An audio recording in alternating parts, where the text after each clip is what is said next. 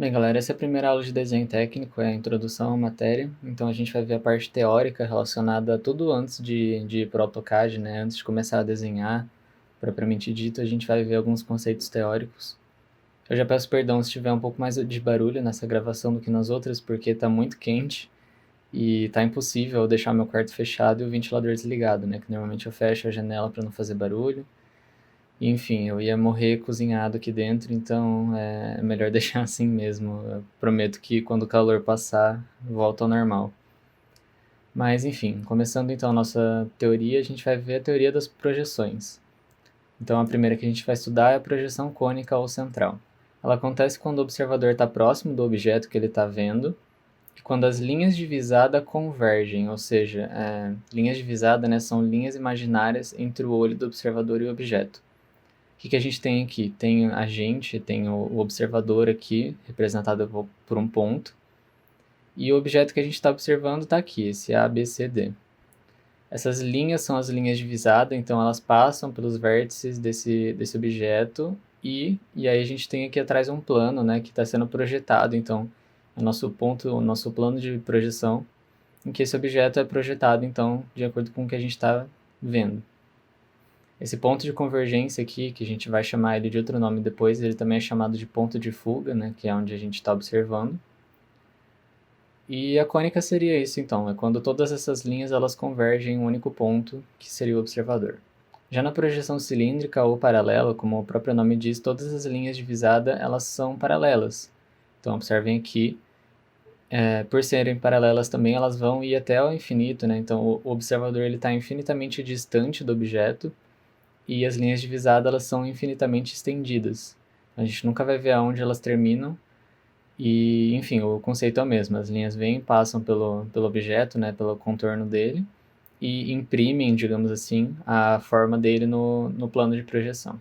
O que acontece em relação a essas duas é que em uma delas acontece uma distorção, porque, né, a gente tem aqui o observador, certo? Tem o ponto de fuga aqui, e aqui o nosso observador ele estaria lá longe, lá no infinito. Então, enfim, percebam que o tamanho aqui na projeção cilíndrica ele é preservado, certo? Por as linhas serem paralelas, todas as dimensões da figura são as mesmas. Ao passo que aqui a gente tem um objeto pequeno e ele é representado de uma maneira bem maior, né? Então, obviamente a gente vê da maneira, né? O nosso olho humano, ele vê dessa maneira porque a gente nunca está infinitamente distante de um objeto, enfim. A gente sempre vai estar em algum lugar analisando esse objeto. Então, por isso que a distância ela influencia, né? Se você vê uma coisa grande de muito longe, ela parece pequena, por exemplo. Então, por aí vai. Isso acontece porque o nosso olho ele vê dessa maneira, ele vê na perspectiva cônica, certo? Então, é importante lembrar que a cônica ela apresenta essa distorção, né? Por causa do ponto de fuga. Esses dois conceitos eles são o comecinho da teoria de projeção. E agora o que está em foco são os tipos de projeção e perspectivas que existem dentro desse assunto que a gente está conversando, certo? Então tem uma esquematização aqui, ela vai se repetir várias vezes para facilitar um pouco, mas enfim, a gente tem o que eu disse aqui, né? Tem as cônicas e as cilíndricas, e cada uma delas vai ser subdividida em vários outros tipos, e a gente vai analisar rapidamente, né? Só para dar uma ideia de cada um deles. Primeiramente, a gente vai analisar a perspectiva cônica e os três tipos que existem, né, que são os três pontos de fuga que eu vou mostrar para vocês. Então, existe a possibilidade dela ter um, dois ou três pontos de fuga, que lembrando, eles são onde acontece a convergência das linhas, né? Lembrem que eu tinha várias linhas, elas convergiam no observador, então isso é um ponto de fuga. Essa perspectiva não é usada normalmente em projetos de engenharia ou coisas mais sérias, porque além de ser difícil de fazer ela não é muito precisa, né? Porque tem a distorção que eu mencionei por causa dessa convergência. Então não seria muito correto usar ela em um projeto sério. Mas a gente vai ver alguns exemplos aqui.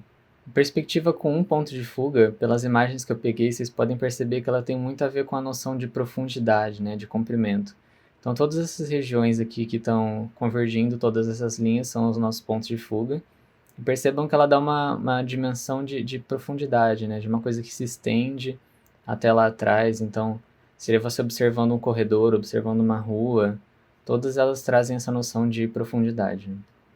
Com dois pontos de fuga, o que fica em destaque é a questão das laterais, né? Da esquina. Então, por exemplo, tem um ponto de fuga aqui e outro aqui. eles meio que se encontram nesse eixo aqui, então percebam que eu estou destacando as duas faces laterais desse prédio. E da mesma maneira, né, aqui seria um ponto de fuga, mais ou menos aqui também seria outro. Então percebam que é sempre para você representar as laterais de alguma coisa com detalhes, né, a esquina, digamos assim, de um objeto. E para terminar com 3 pontos de fuga, a gente tem uma noção maior de altura, né? Então vocês podem perceber aqui os 3 pontos nesse exemplo aqui desse desenho. E percebam como, né, você pode olhar ele de baixo, digamos assim, você está em cima olhando para baixo, então você tem uma noção maior do topo desse objeto. Mas se você olhar de baixo, né, olhando para cima, você tem uma noção maior da altura, dá uma distorcida, assim, que dá uma noção de profundidade, mas para a altura. Então, para você representar esses objetos assim, que eles dependem da altura, tipo alturas de prédios, de construções, normalmente são usados 3 pontos. Agora, deixando de lado as cônicas, a gente vai entrar nas cilíndricas, certo? Que são as linhas paralelas que eu falei que tem medidas mais exatas, não tem tanta distorção e por aí vai. As primeiras que serão analisadas são essas daqui, desse conjunto das ortogonais, né? Elas se dividem em duas e depois em mais 5, mas enfim, um conjunto maior seria dessas ortogonais. Bem, nas ortogonais, todas essas chamadas de axonométricas, né? Voltando aqui, tem a isométrica, dimétrica, trimétrica, tudo que tiver métrica, vocês vão perceber que ele está se referindo meio que aos ângulos da representação. Então, por exemplo, a isométrica, se você vier aqui em um exemplo dela, ela tem os 3 eixos, né? Então, eu estou representando ele com 3 eixos, e esses eixos ele tem 3 ângulos iguais, ó. Percebam que são 3 ângulos de 120 aqui. Por isso que ISO, né? ISO de igual. Então, 3 eixos com o mesmo ângulo. E ela também é a mais utilizada, né? Ela é mais fácil de construir por causa dessa igualdade, dessa simetria, digamos assim. E é importante também que sempre que a gente for fazer, né? Que no caso aqui é um cubo que não tem nenhum detalhe, mas a gente sempre representa o lado com mais detalhes da figura. Para você poder passar em um projeto, por exemplo, o máximo de informação possível, né? Então, ainda em relação aos ângulos, vocês vão perceber que é tudo relacionado ao ângulo. Ó. A dimétrica seriam 2 ângulos iguais, de 2. Então, eu tenho 2 eixos aqui com o mesmo ângulo x, só que um eixo com o ângulo y.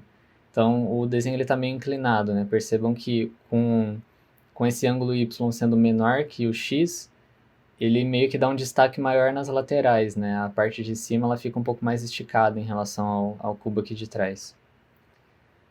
E aí a trimétrica, né? Tri vem de 3, então 3 ângulos diferentes agora, o x, o y e o z. E aí depende de onde você quer dar uma ênfase maior, você aumenta ou diminui o ângulo, enfim. São 3 ângulos diferentes e aí dá várias possibilidades de você arranjar, né, esses eixos e representar o que você quiser. Agora lembrem-se que a ortogonal ela era dividida, né, nas axonométricas e nas ortográficas. Então agora já é uma mudança de tema, né, daquele fluxograma lá. As ortográficas, elas são as mais complicadinhas, né, mas são as que a gente mais usa também, então é bom entender. E ela consiste no quê? A gente tem que entender primeiro o que é um diedro, né, que é a base desse tipo de vista. O diedro ele é uma subdivisão de 2 espaços, então, por exemplo, eu tenho aqui um plano vertical, né, uma folha vertical, sendo cortada por uma folha horizontal. Cada um desses espaços que é criado aqui, desses 4 espaços, é chamado de diedro. Então, a gente tem o primeiro diedro, ele vem no sentido anti-horário, né? Então, primeiro, segundo, terceiro e quarto.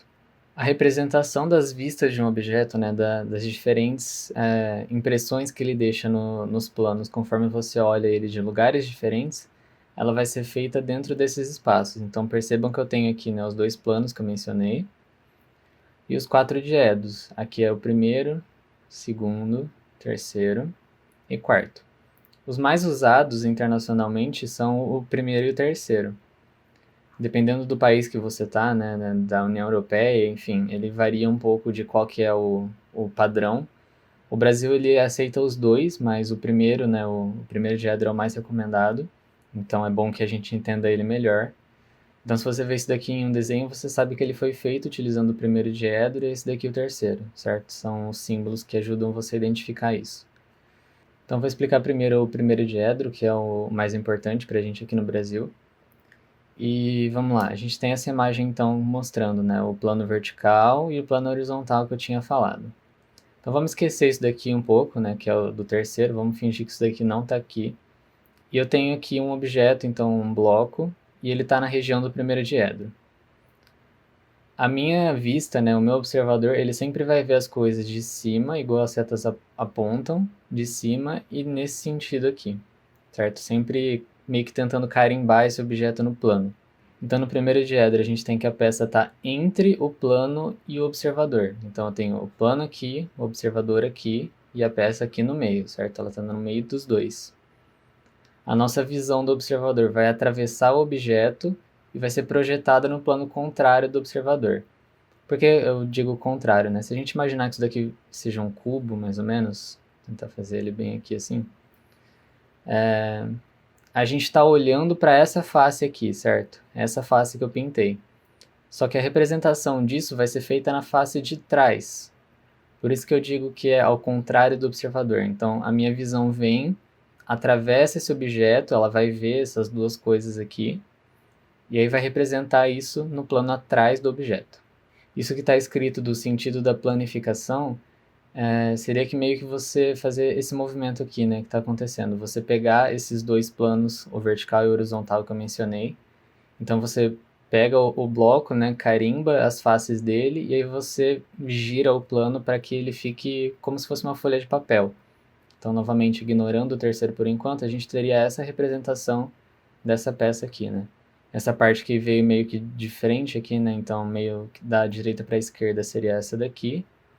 E aí, como a gente planificou, né? Pegou esse plano e trouxe para cá, ele ficaria representado aqui embaixinho.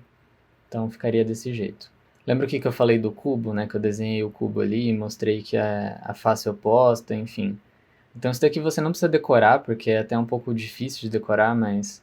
Então, imaginem que esse cubo, né, ele estava montado e eu abri ele. Eu fui desmontando esse cubo, como se fosse um dado aberto, sabe? E aí você tem a representação de todas as faces que estavam impressas ali. Então, por exemplo, se eu fechar de novo meu cubo aqui, momentaneamente, a minha vista frontal ela está sendo chamada de A, certo? A frontal ela vem nesse sentido aqui. Então, se eu olhar para essa face aqui do meu cubo, eu vou ter a representação do que eu estou enxergando ali atrás, certo? Então, essa é a minha frontal, vou pôr um F aqui. Aí, a letra C é a lateral esquerda. Então, se eu olhar daqui, certo, pela lateral esquerda, ele vai ser projetado aqui, a letra C. Ao passo que se eu vier daqui, né, da lateral direita, se eu vier do sentido de C, eu vou gerar o D, lateral direita. Inferior é por baixo, vai gerar E. Então, eu olho por baixo e ele representa em cima. É o que eu falei, ele é sempre invertido, digamos assim. Eu olho por cima e ele vai representar embaixo, então por aí vai. Enfim, eu não vou explicar todas as posições, até porque fica meio difícil de entender no desenho. Você obviamente não precisa decorar isso aqui, como eu disse, você pode sempre consultar.